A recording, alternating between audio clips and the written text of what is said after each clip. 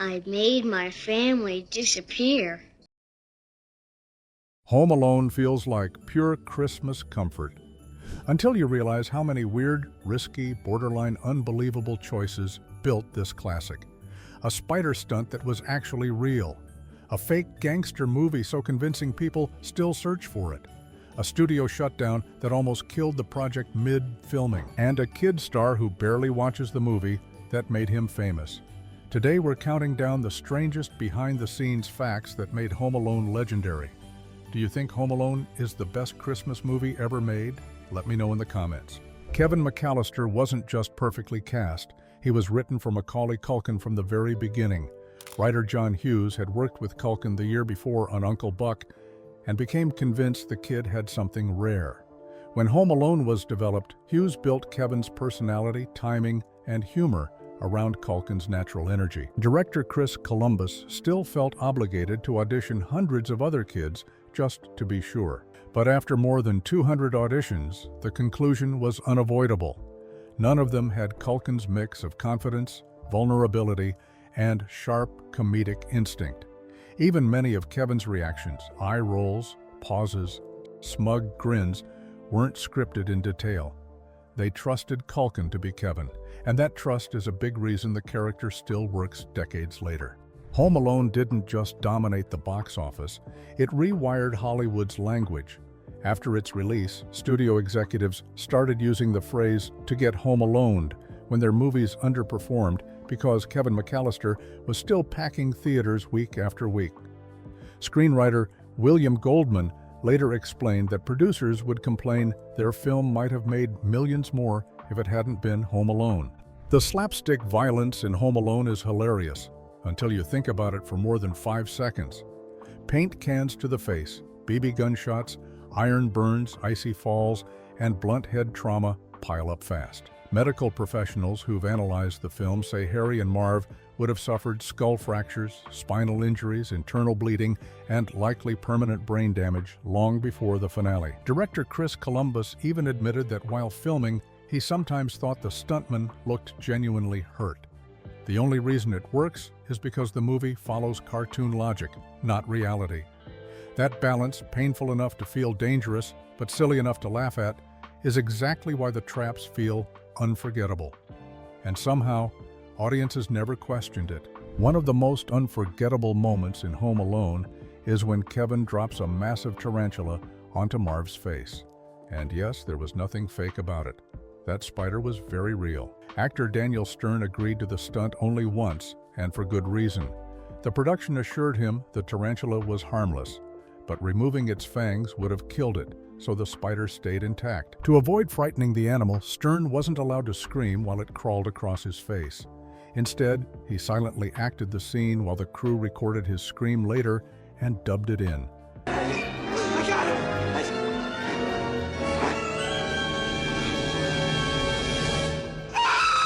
That's why his reaction feels so raw. It came from genuine fear. Stern later admitted the moment tested every nerve he had. Home Alone started with a nightmare every parent secretly has.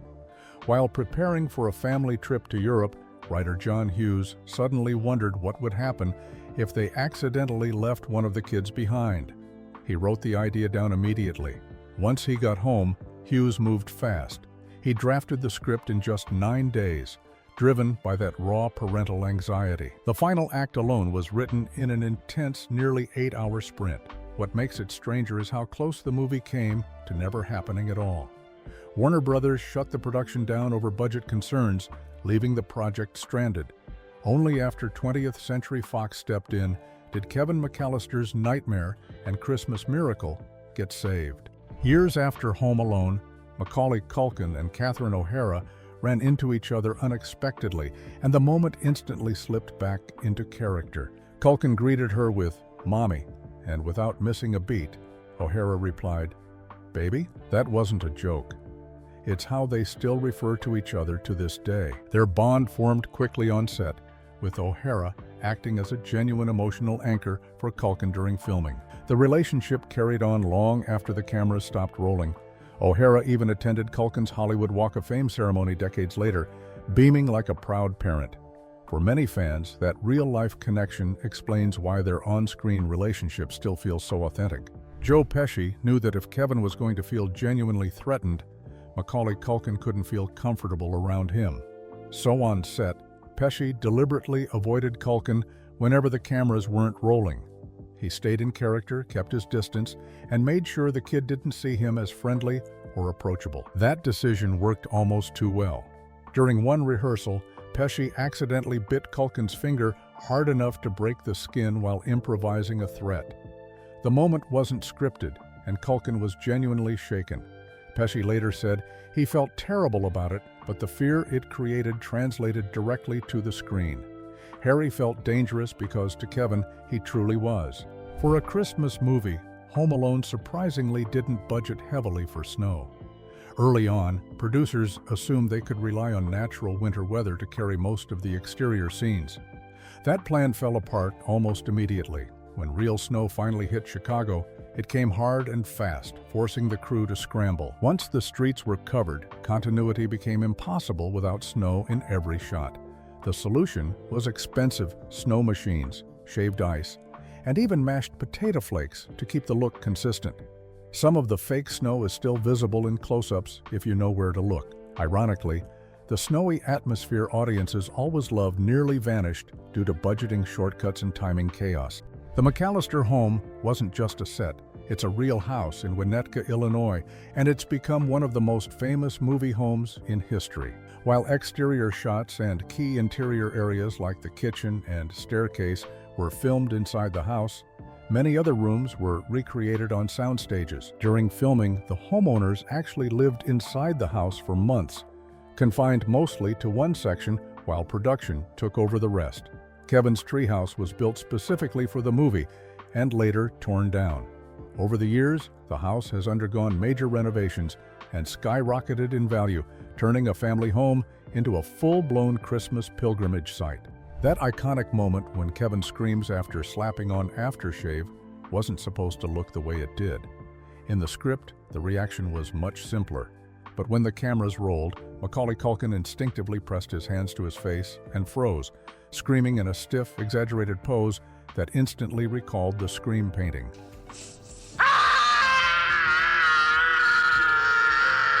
Director Chris Columbus knew immediately they had something special. No one told Culkin to hold that position, he just did it. The stillness made the moment funnier, sharper, and instantly recognizable. That single unscripted choice turned a quick gag into one of the most replayed images in movie history. It's the kind of lightning in a bottle moment directors can't plan for and rarely ever get twice. One of the most quoted parts of Home Alone comes from a movie that never existed. Angels with Filthy Souls, the black and white gangster film Kevin uses to scare off the wet bandits, was created entirely for Home Alone. Writer John Hughes scripted every line, including the iconic, "Keep the change, you filthy animal." No good keister off my property before I pump your guts full of lead. All right, Johnny, I'm sorry. I'm going. 1, 2, 10. They cast actor Ralph Foodie to sell the illusion, shooting the scene in authentic 1930s style. The result was so convincing that audiences still search for the movie today, convinced it's a lost classic. The joke worked because it felt real. Kevin wasn't just watching a fake clip, he was weaponizing Hollywood nostalgia itself. On screen, Harry and Marv feel cruel, loud, and almost cartoonishly hostile toward Kevin. Off camera, the reality was the complete opposite. Daniel Stern and Joe Pesci were both known on set as calm, professional, and surprisingly gentle, especially around kids. Stern has said he loved spending time with Macaulay Culkin, particularly while filming Home Alone 2, when their off-screen interactions became more relaxed and friendly. Pesci, despite playing an unhinged criminal, was actually careful not to traumatize Culkin beyond what was necessary for performance. That contrast is what made their villainy work so well. The actors could push the comedy to extremes because they understood it was fiction, not cruelty, and that balance made the chaos believable. Despite the story sending the McAllisters to Paris, every scene in Home Alone was filmed in the Chicago area. The airport scenes were shot at O'Hare International Airport during overnight windows, giving the crew only a handful of takes before reopening to real travelers. Those luxury airplane interiors weren't planes at all. They were sets built inside a local high school gym. Even the flooded basement Kevin runs through wasn't a basement. It was the school's swimming pool, drained and dressed to look like concrete. The illusion worked so well, most viewers never questioned it. Paris felt real, even though the production never left Illinois. Movie magic doesn't always travel far, it just needs to be convincing. When Home Alone hit theaters, no one expected it to rewrite record books. The film opened strong and then simply refused to slow down, staying at #1 for 12 straight weeks. It went on to become the highest-grossing live-action comedy of all time in the U.S., a title it held for more than 25 years. Worldwide, the movie earned nearly $500 million, an unbelievable number for a family comedy led by a child actor. That success turned Macaulay Culkin into a global star overnight and cemented the film as a holiday staple. It wasn't just a hit, it became the benchmark every studio chased, and for decades, none of them could catch it. Hilary Wolf, who played Kevin's older sister Megan, didn't disappear after Home Alone because Hollywood stopped calling. She walked away by choice. After acting in both Home Alone films and a few early 90s roles, Wolf shifted her focus completely to athletics. She became an elite judo competitor and went on to represent the United States in the 1996 and 2000 Olympic Games. That's a rare pivot, child actor to Olympic-level athlete, with almost no overlap between the two careers. Most fans have no idea that one of the McAllister kids went on to compete on the world's biggest athletic stage. It's one of the most unexpected post-Home Alone paths in the entire cast. Because of strict child labor laws, Macaulay Culkin couldn't always be on set late at night. That created a strange problem for Catherine O'Hara, who often had to film emotional close-ups without her scene partner. The solution was unintentionally hilarious. Crew members placed a tennis ball on a stand at Culkin's height, and O'Hara delivered her lines directly to it while a script supervisor read Kevin's dialogue off-camera. She later joked that some of her most frantic emotional moments were performed opposite a bright green ball. Despite the awkward setup, the performances never suffered. In fact, it's a testament to O'Hara's skill that Kate McAllister's panic and urgency still feel completely real, even when Kevin wasn't actually there. One of the most painful-looking moments in Home Alone is Marv screaming as he steps barefoot onto Christmas ornaments. While it looks brutal, those ornaments weren't real glass. They were actually made from candy and resin, designed to shatter safely without slicing the actor's feet open. Even with the fake ornaments, Daniel Stern still had to wear protective rubber padding on his feet during certain takes. The scene was choreographed carefully to sell pain without causing real injury. It's a perfect example of how the movie constantly walked a tightrope, making things look excruciating while keeping the actors safe. The illusion worked so well that many viewers still assume Stern suffered for that scene.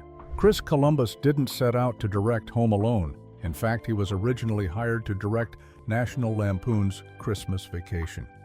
But after a tense dinner with Chevy Chase, Columbus realized the working relationship wasn't going to work.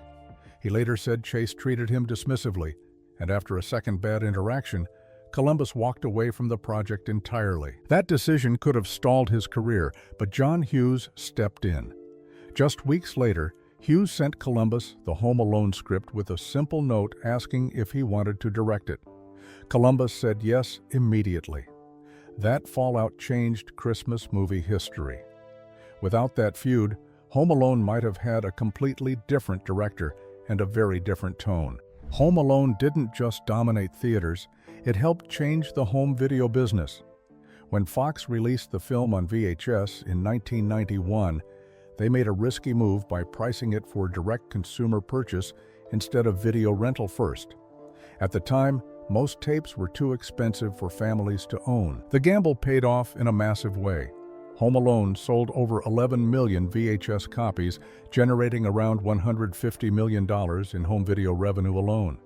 That success proved studios could make more money selling movies straight to audiences, not just rental stores. Along with E.T., it reshaped the entire VHS market. Kevin McAllister didn't just save Christmas, he helped change how people built their movie collections. Despite being the face of one of the most beloved Christmas movies ever made, Macaulay Culkin rarely watches Home Alone.